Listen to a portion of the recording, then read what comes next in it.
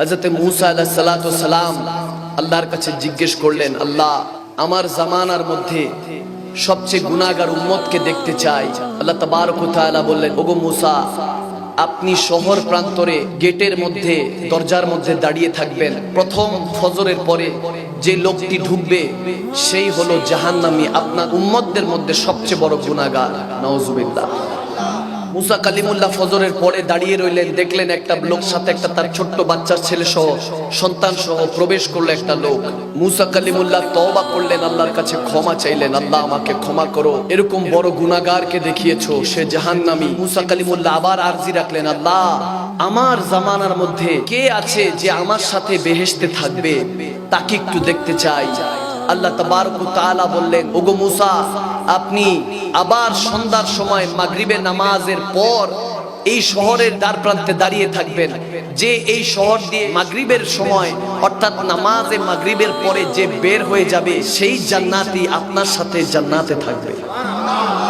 এটা গুনিয়াতুত তালিবিনে গৌসে পাক আব্দুল কাদের জিলানী এটা বর্ণনা করেছেন। এটা কোনো জাল হাদিস না, হাযা হাদিসুন সহিহ, সহিহ হাদিস বলছি। খেয়াল করুন, মূসা কালিমুল্লাহ গভীর খেয়াল করে দেখতেছে যে ব্যক্তিটা ফজরের সময় ঢুকেছে জাহান্নামী হিসাবে, সেই ব্যক্তিটাই মাগরিবের পর সূর্য অস্তর পরে জান্নাতি হয়ে দরজা দিয়ে সেই শহর ত্যাগ করছে। সুবহানাল্লাহ। মূসা কালিমুল্লাহ একটা ডাক দিলেন, আল্লাহ এটা কি নাজারা দেখাচ্ছো?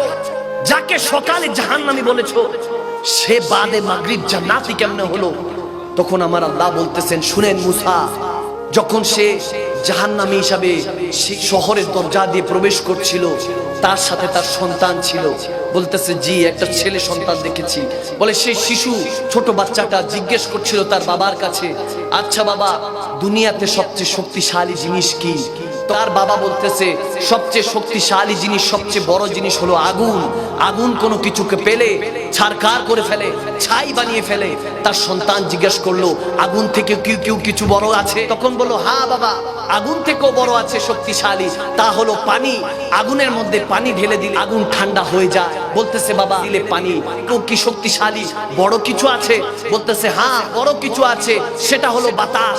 বাতাস যদি জোরে শক্তি দিয়ে আসে, বাতাস পানিকে শক্ত করে দেয়, বরফ বানিয়ে দেয়। তখন বলতেছে, বাবা বাতাস থেকেও কি কোনো কিছু শক্তিশালী আছে? বলতেছে, হ্যাঁ বাবা বাতাস থেকেও শক্তিশালী আছে, সেটা হলো পাহাড়।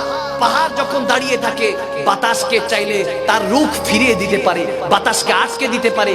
তখন আবার সেই শিশু সন্তানটা তার বাবার কাছে জিজ্ঞেস করছিল, বাবা পাহাড় থেকেও কি কিছু বড় আছে? তখন তার বাবা বলল, হ্যাঁ বাবা, পাহাড় থেকেও অনেক বড় হলো তোমার বাবার গুনাহ। তোমার বাবার গুনাহ পাহাড় থেকেও বড়। আমি কত বড় গুনাহগার, কত বড় পাপী আমি নিজেও জানি না। ছোট্ট বাচ্চা শিশু কিছু তো বুঝে না। সেই শিশুটা জিজ্ঞেস করলো, বাবা তোমার গুনাহ থেকেও কি কিছু বড় আছে? তখন সেই ব্যক্তি চিৎকার দিয়ে চোখের পানি ছেড়ে দিয়ে বলছে, হ্যাঁ বাবা, আমার থেকেও, আমি গুনাহগারের থেকেও বড় জিনিস হলো আল্লাহর রহমত, আল্লাহর দয়া। আল্লাহ যদি ক্ষমা করে দেয়, আমার মতো গুনাহগারকেও জান্নাতি বানাতে পারে।